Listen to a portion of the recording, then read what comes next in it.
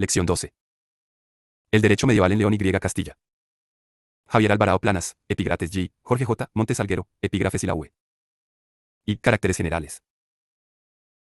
Concebida la Carta de Puebla o el Fuero Municipal como una forma de vertebrar jurídicamente el espacio y, concretamente, de regular las relaciones jurídicas entre los habitantes del concejo y de este con el monarca o el señor del territorio, podemos señalar básicamente dos modelos administrativos de fuero municipales castellanos medievales, un primer modelo intervencionista, predominante en los territorios al norte del Duero, caracterizado porque el concejo es dirigido o administrado por un agente, el dominus villae, del señor del territorio, ya sea el rey, un novelle, el abad, el maestre de una orden militar, etc., y en el que sus habitantes carecen apenas de facultades administrativas o políticas, es el caso de un típico fuero de Realengo, el fuero de León, o de Abadengo, el de Sagún. Este modelo perdurará también en algunas zonas al sur del Duero sometidas al régimen señorial de las órdenes militares, la nobleza o de entidades eclesiásticas, órdenes religiosas o cabildos. Un segundo modelo autonormativo, nacido en tierras fronterizas de la Extremadura castellana, en los extremos del Duero, caracterizado por la de de autogobierno que se concede al Consejo, es decir, a los repobladores, el cual nombraba anualmente a sus jueces y alcaldes. Paralelamente, se consignan en el fuero importantes privilegios de inmunidad jurisdiccional y exenciones tributarias y personales. Con tal concesión se trataba de llamar la reconquista y repoblación de las zonas fronterizas a todas aquellas personas sometidas a lazos de dependencia económica o personal señorial. En este último modelo foral, el representante designado por el señor del territorio para defender sus intereses en la villa, el merinuso dominus villae, de muy limitada su influencia en la vida municipal, prácticamente se reduce a recibir las prestaciones económicas y personales debidas al señor de la W1, por ejemplo, los fueros de Sepúlveda, Logroño, Cuenca, etc., y a velar por cumplimiento del fonsado. El grueso de las decisiones político-administrativas está a cargo del juez de la villa, mientras que los alcaldes se encargan de Jus 7 gar. 2. Las áreas de fueros. Es difícil determinar cuál es el mínimo de contenido jurídico que ha de tener un documento para ser considerado una carta puebla o un fuero municipal. Al no llegar a tener ese mínimo de contenido jurídico, no parece que puedan ser considerados como tales las llamadas cartas castellanas de inmunidad concedidas a Javilla, 941, San Julián del Monte, 964, Resmondo, 969, Cardeña, 972, Covarrubias, 978, Nave de Albura, 1012, Berbeja, Barrio Y San Sadornil, circa 1012. También se ha discutido la naturaleza jurídica de la Carta Puebla de Brañosera. Igualmente, habría que excluir como fueros o cartas pueblas de época condal los fueros de Lara, 922, Canales de la Sierra, 934, Salas, 964, y Melgar de Suso, 970, por ser falsificaciones hechas 2 siglos después, según Gonzalo Martínez Díez, fueros locales en el territorio de la provincia de Burgos, 1982, pp 21 a 22. También ha sido tachado de falso por los mismos motivos el fuero de Cirueña del 972. Consecuentemente, el fuero de Castrojeriz del año 974 es el primer fuero castellano y único conservado de época condal. Fue concedido por el conde García Fernández, consiste básicamente en una relación de exenciones de malos foros, es decir, de prestaciones personales y económicas, privilegios penales y procesales cuya finalidad es diseñar un modelo de vida municipal lo suficientemente ventajoso como para atraer repobladores. Se les exime de denuncio, mañería, portazgo, pontazgo, montazgo. Curiosamente, solo aparece regulado un delito, el homicidio. Este se castiga con 500 sueldos, es decir, con el precio máximo de la vida de un noble. O dichos en otros términos, se equipara la indemnización por la muerte del villano, que solía ser de 300 sueldos, a la del noble. En todo caso, resulta evidente que la ausencia de otras figuras pena. Robos, violaciones, lesiones, no obedece a una imprevisión del otorgante del texto o a la peculiar bondad de los pobladores de Castrojeriz incapaces de delitos menos graves. Estamos ante un privilegio de naturaleza fiscal. Cometer. En efecto, tras peñarse todo homicidio con 500 sueldos, añade, y por todo homicidio de caballeros o peones cometido en Castro, queden 100 sueldos en la tierra, es decir, que con el fin de proveer de fondos al Consejo, se le concede el privilegio de tomar la quinta parte de las caloñas, 100 sueldos, por homicidio. Seguidamente, al mencionar el delito de heridas, que no regula, el fuero Castrojeriz no especifica en su mayor o menor gravedad ni las caloas que le varían consigo, significativamente tales cuestiones las da por preestablecidas y conocidas. Y respecto a las heridas se paga igual que si fuese un hombre de las villas. Es evidente que para tales casos, se estaba lo contemplado en los usos derivados de la práctica del liber ludiciorum. Es decir, que sea por vigente el ordenamiento general o común del reino en lo relativo al cobro de caloñas por la comisión de cualquier delito por los vecinos de Castro. El fuero de León fue promulgado el 28 de julio de 1017 por Alfonso V en una reunión de su curia. El texto nos ha llegado junto con otros preceptos de época posterior que han dado pie a una intensa discusión sobre el contenido originario del fuero y sus sucesivas reacciones e interpolaciones. Sobre su finalidad, parece claro que nace de la necesidad de completar y adaptar el liber ludiciorum visigodo a la nueva realidad social, convirtiéndose en un complemento a la legislación general del reino contemplada en el liber. De hecho, algunos de los manuscritos originales del fuero de León eran cosidos o encuadernados junto con el liber, como si se tratara de un mismo texto, sin perjuicio de la existencia de varias fases o interpolaciones acaecidas durante el siglo XI y XI. Los 48 prestus del fuero de León pueden clasificarse en preceptos que regulan situaciones en escero previstas en el liber, para estimular la repoblación y atender a las necesidades militares, establecer garantías personales frente a las arbitrariedades de funcionarios del monarca. B. Preceptos que modifican leyes del liber, por ejemplo, para favorecer la repoblación se suavizaron determinadas penas. C. Preceptos que regulan aspectos en abierta oposición al liber, ya sea debido a la debilidad del poder político y consiguiente aumento de las facultades Desde autotutelar el grupo familiar o a las necesidades combatir a los musulmanes y depoblar tierras. B. El fuero de Logroño. Mano de obra para. Fue otorgado por Alfonso I en 1095 a la población de Logroño. El propio texto foral menciona que una parte de la población estaba integrada por Fra. Osoue, como en otras localidades a lo largo del Camino de Santiago, se estable. Cia para vivir de las actividades comerciales generadas en torno a la peregrina. Sion, venta de mercancías y hospedaje, que los monarcas estimulaban mediante la concesión de normativa muy ventajosa, el segundo modelo foral antes mencionado. Como en otros textos forales, la mala atención, la simplicidad del reducido número de preceptos del fuero de Logroño. Ello parece indicar que existía un régimen jurídico general que regía a sus pobladores. ¿Y cuál? Seguramente, la tradición jurídica desarrollada en torno al liber ludiciorum. Esto significa que, a falta de norma aplicable en el fuero, los jueces recurrían al derecho general del reino, salvo en delitos graves, en cuyo caso se acudía al monarca. El propio fuero de Logroño se remite al juicio del rey en los casos de homicidio conocido y, suponemos, que en casos graves, dejando a la jurisdicción de los alcaldes de la villa los litigios menos graves. Por este motivo, la mayor parte de la normativa del texto logroñés puede agruparse en dos direcciones. 1. Normas complementarias de las leyes del liber para estimular la repoblación. 2. Excepciones al régimen general previsto en el liber ludiciorum con el fin de favorecer la repoblación. 1. Diversos preceptos contienen una serie de exenciones personales otri. Butarias, fonsadera, anubda, mañería, mortura, sayonía y vereda. Pueden construir molinos. Un privilegio posterior de Alfonso VII también les eximió del esda y portazgo. También gozaban de la exención de las pruebas del hierro candente, caldaria, esquiza o lid. Gozaban de toda una serie de privilegios y exenciones dominicales. Pueden libremente comprar heredades, labrar, utilizar el agua, la leña, los pastos, etc.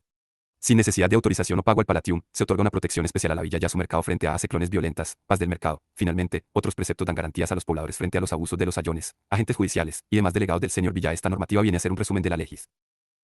La acción visigoda represora de los excesos y codicias de los sayones y jueces, en aranta de este privilegio de non indroito de los agentes reales. El precepto 5. Llega a autorizar al poblador a matar al merino o al sayón que quisiera entrar en su casa exigiendo prestaciones no contempladas en el texto foral, y si coniendo esta carta, un merino o sayón quisiera entrar en casa de algún blade, se ha matado y por ello no se pague el homicidio. 2. Pero además de estos preceptos claramente orientados a ofrecer y garantizar un estatuto ventajoso a los habitantes de la villa o a proporcionarle ingresos económicos, otros están encaminados a proporcionar al Consejo ingresos económicos extraordinarios. El texto foral contiene una breve enumeración de delitos con sus respectivas penas pecuniarias. Toda esta regulación resulta sorprendente y significativa dado que la mayoría de dichos crímenes están contemplados en el liber. La diferencia radica de que se cambia la pena de azotes goda por penas pecuniarias y, en todos los casos, se establece que la mitad de su importe sea para el rey y la otra para la villa. O como hemos mencionado, es toda la clave para entender más claramente la finalidad del fenómeno foral, cuál es el sentido de las alteraciones introducidas en el régimen jurídico del liber al redactar el fuero de Logroño.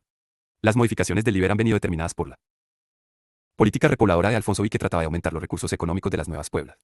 El fuero de Logroño y los de la familia derivada de él, ofrece a sus pobladores exenciones tributarias y personales, privilegios procesales, franquicias económicas, uso de aprovechamientos comunes y, además, una participación de las penas pecuniarias de los reos. La población se organiza, así, en torno al señor Dominique, en nombre del rey, percibe la mitad de las penas indicadas y el resto de las penas de los demás delitos comprendidos en la legislación general contenida en el liber que no se menciona en el fuero. Por tanto, la aparición de determinados delitos en el fuero de Logroño y la exclusión de otros, tiene ya una explicación. Por supuesto, no es que se castiguen solo los pocos crímenes allí reflejados acaso por ser los más frecuentes, o que desconozca más figuras delictivas. La selección de esas figuras delictivas no ha sido fruto del capricho o el azar. El rey menciona solo aquellos crímenes sobre los que renuncia al cobro íntegro de la pena pecuniaria en beneficio de la villa. Dicho en otros términos, la relación de tales delitos no tiene otra finalidad que la de establecer la participación de la villa en las penas pecuniarias. Son, pues, parte de la lista de ventajas económicas de los pobladores. En última instancia no ha sido la política criminal en el texto foral, sino la política repobladora del monarca criminal la que ha determinado, su incu.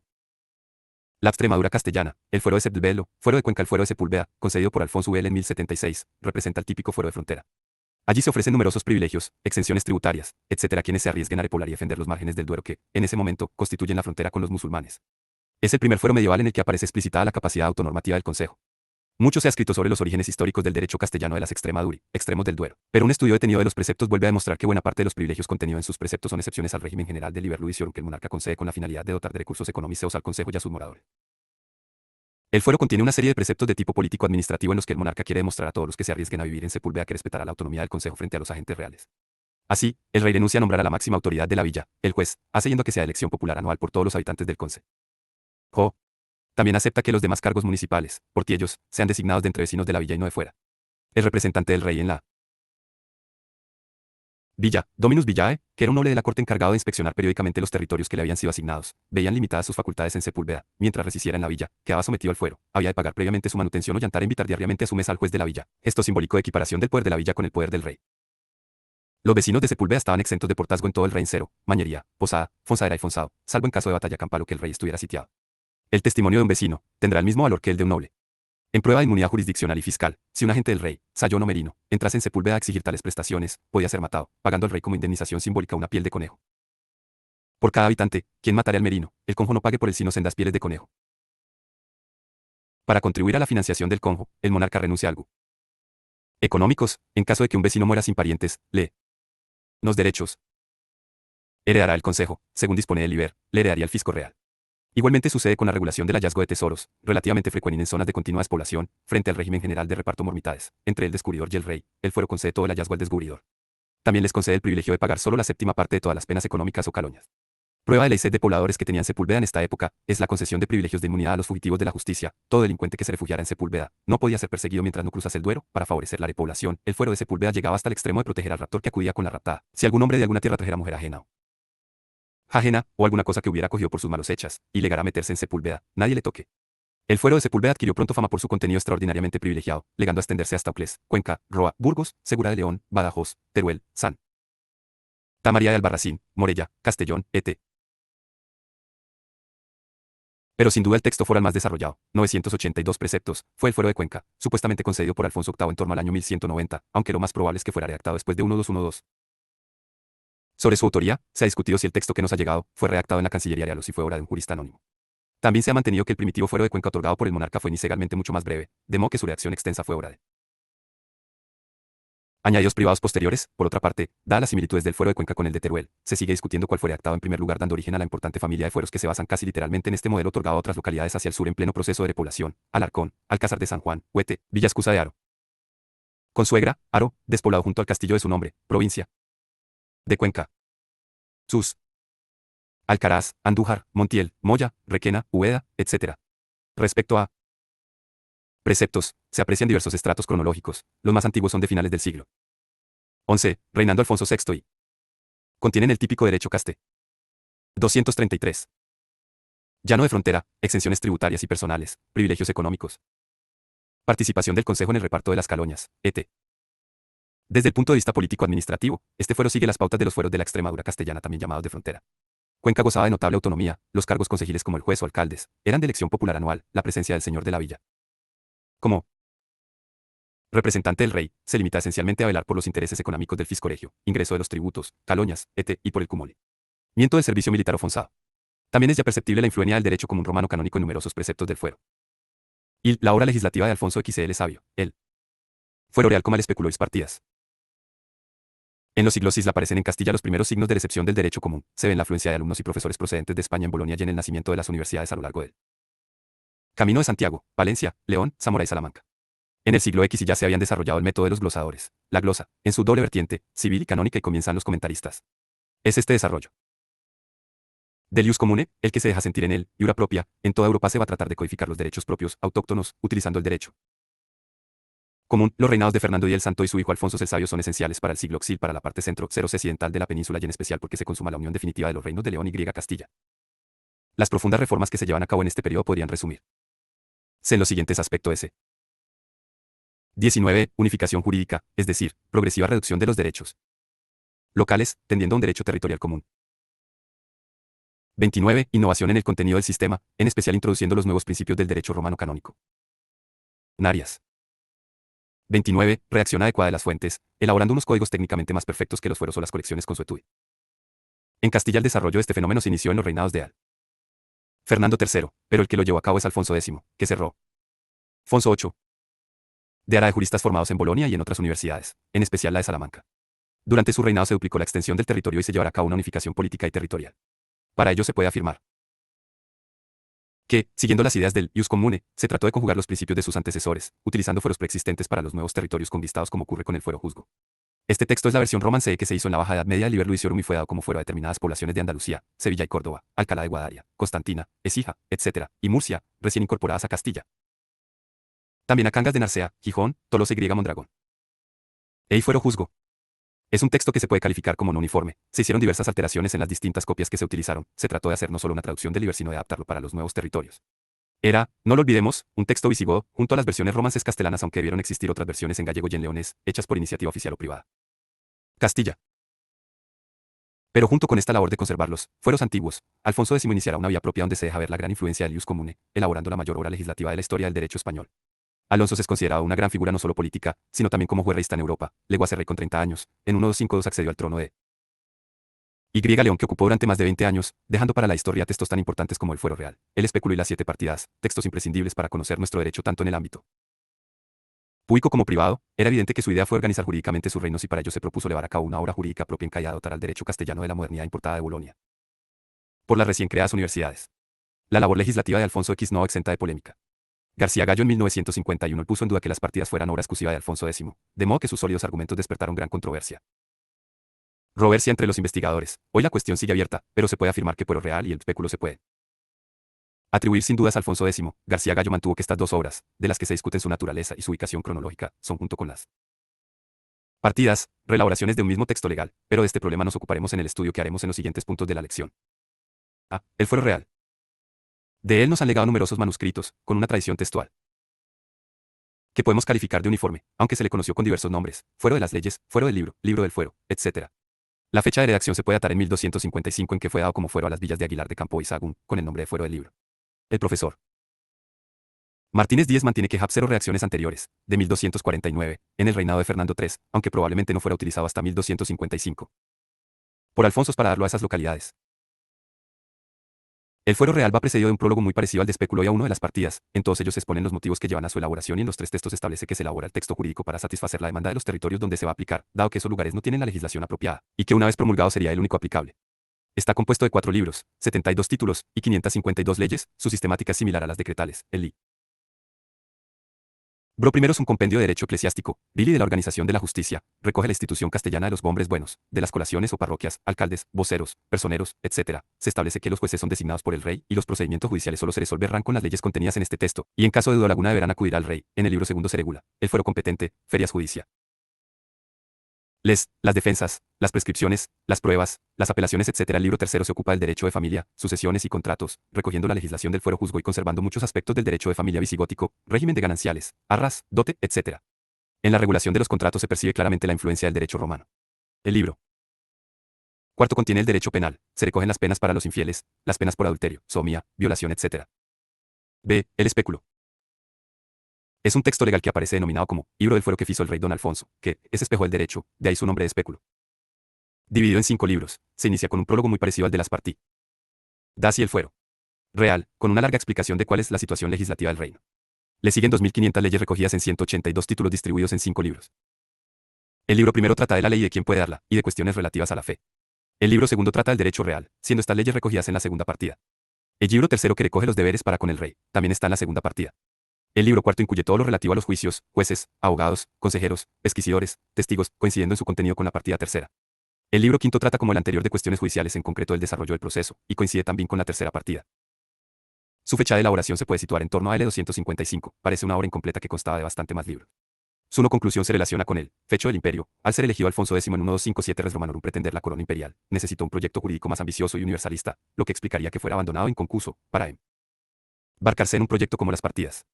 Según García Gallo, hasta ahora le siguió el Fuero Real y tras la muerte de Alfonso X se procedió a su elaboración y se transforma en las partidas.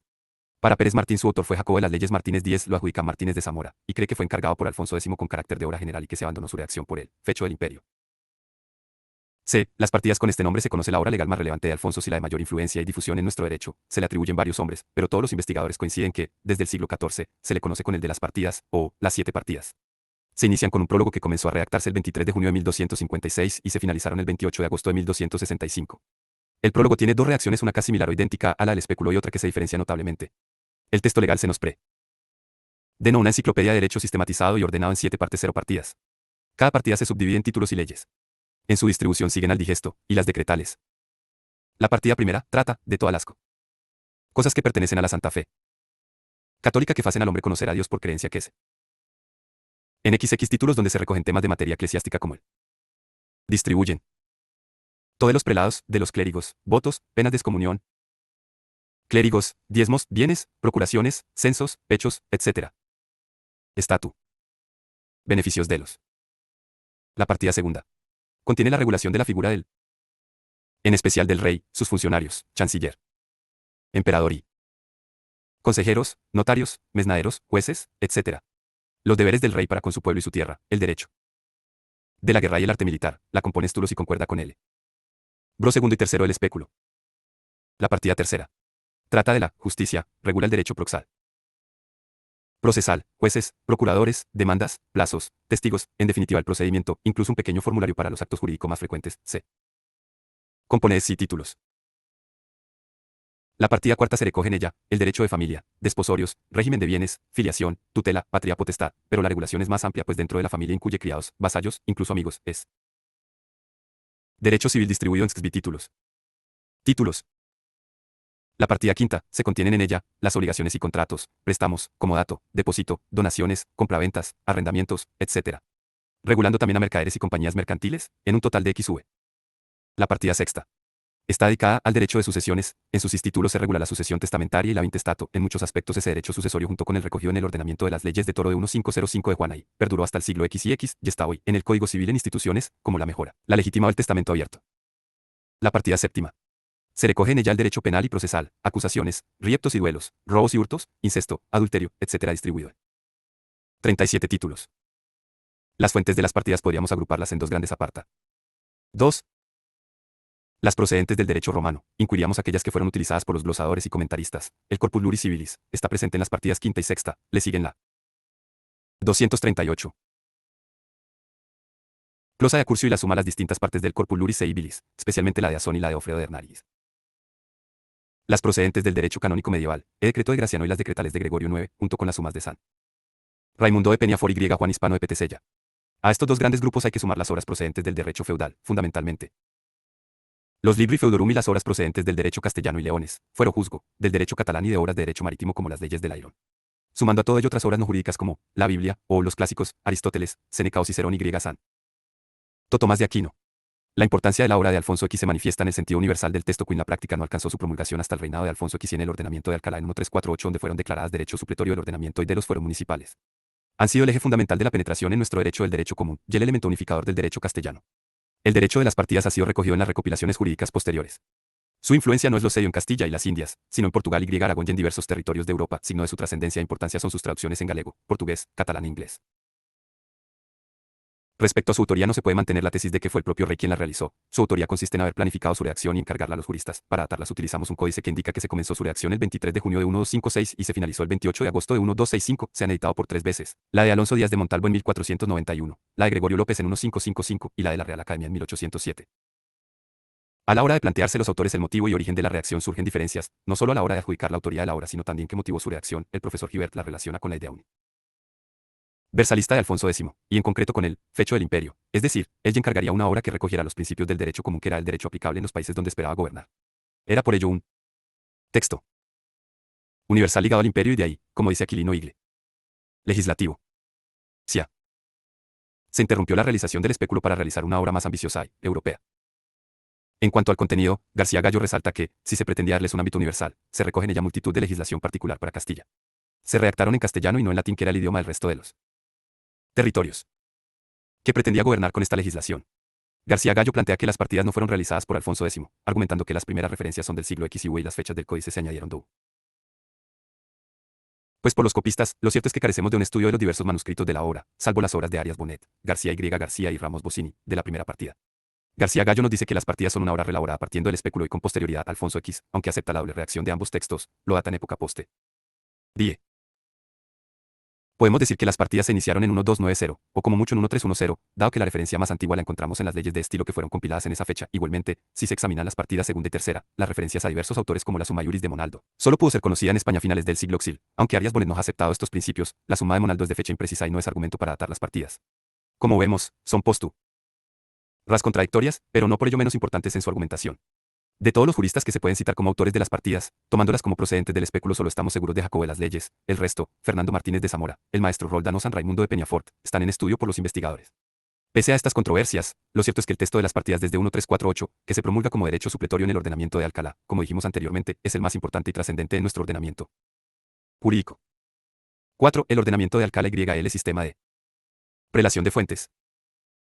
Alfonso X, como hemos visto, intentó unificar el derecho en Castilla mediante el fuero real, pero, como ya sabemos, fue rechazado y provocó la convocatoria de las Cortes de Zamora de 1274, retornando a los fueros de tipo local antiguos y dando lugar a los pleitos foreros y los del rey. Pero también sabemos que las lagunas legales fueron suplidas con la intervención regia, y se fue dejando sentir la influencia del derecho romano canónico, y en múltiples ocasiones se generaron notables contradicciones sobre la norma aplicable al no haber un orden claro. Las Cortes de Alcalá de 1348, en el reinado de Alfonso X, se preparó un texto elaborado por una comisión de jurisconsultos que previo debate en las Cortes, donde intervienen entre otros Juan Núñez de Ara, Juan Manuel y Gil de Albornoz, lo aprueban. Contiene 131 leyes en 32 títulos y constituía la reforma del procedimiento judicial, eliminando usos y costumbres que eran contrarios a derecho. Se regula el procedimiento civil, jurisdicción, abogados, demandas, recursos, etc., derecho civil, derecho de obligaciones, compraventas, drendas, etc. Administración de justicia, se sanciona el cohecho de los jueces. Los abusos de los alguaciles SEC. También se regula que es requisito, si se quiere anular una carta real anterior, la misma tiene que ser del mismo rango de la derogada y se ha de motivar su derogación. Pero lo más importante en este ordenamiento es el orden de prelación de fuentes. En el título 28, para que existan leyes ciertas en pleito y contienda, se establece el siguiente orden de aplicación de leyes. En primer lugar, se aplicará el ordenamiento de Alcalá. En segundo lugar, el fuero de yugar.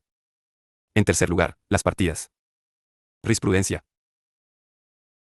Es una forma de poner orden en la situación creada desde las Cortes de la Mora. 1274.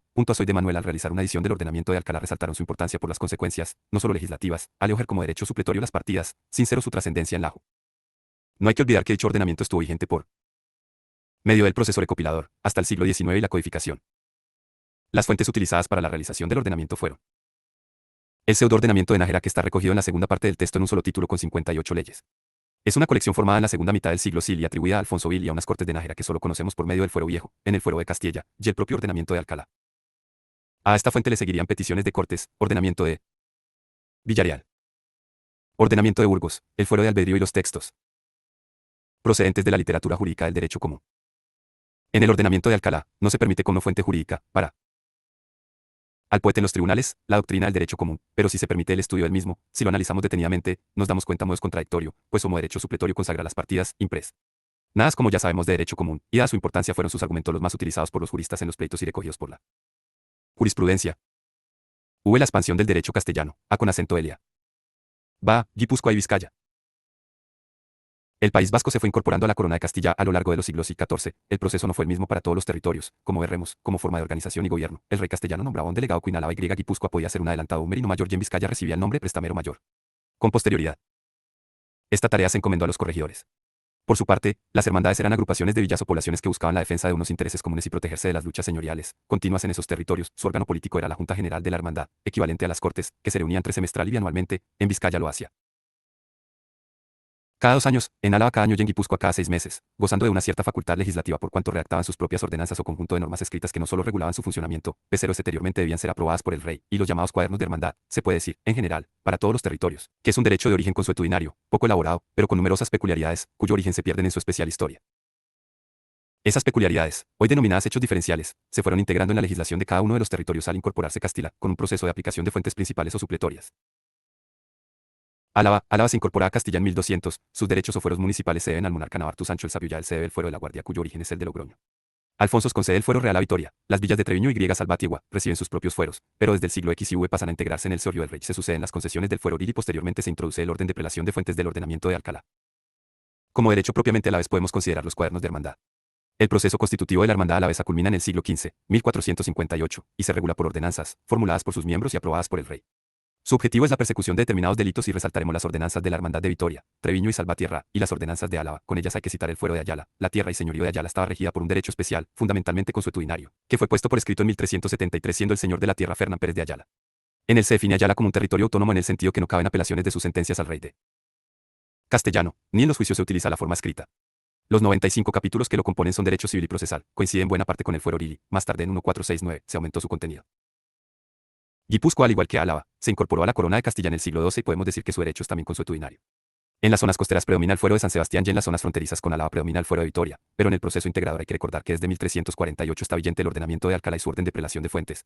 Como derecho propio hay que citar en Álava los cuadernos de hermandad, en especial, los de la Junta de Guetaria de 1397 y sus ordenanzas de 1463. Vizcaya. Se incorporó a la corona de Castilla en 1379 pero de forma pactada, lo que le permitió conservar su propio derecho. Las disposiciones del rey no podían conculcar sus fueros y serían las juntas generales del señorío de Vizcaya reunidas bajo el árbol de Guernica, quienes se encargaban de vigilar el cumplimiento de ese pacto.